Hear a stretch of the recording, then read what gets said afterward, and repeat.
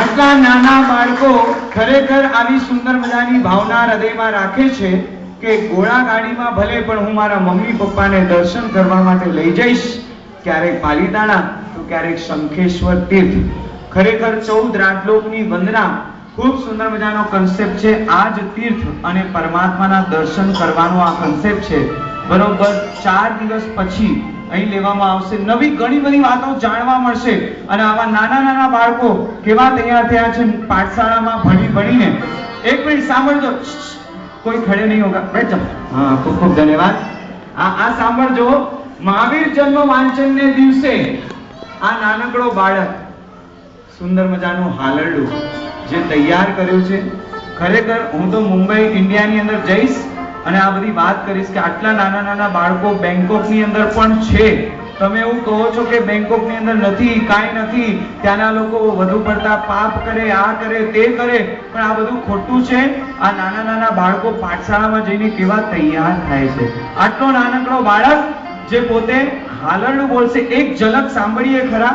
આવી સુંદર મજાની પરમાત્માની ભક્તિ ચાલે છે તો અહીંથી એક ઝલક હાલરડાની.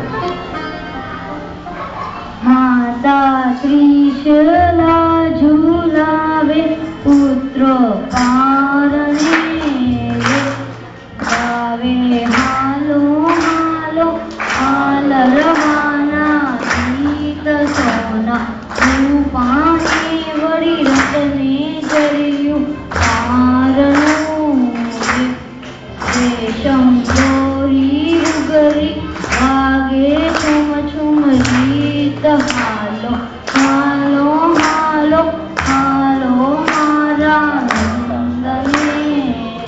वाह रे वाह, वाह रे वाह, बहुत बहुत धन्यवाद. मुझे मेरा बचपन याद आ गया.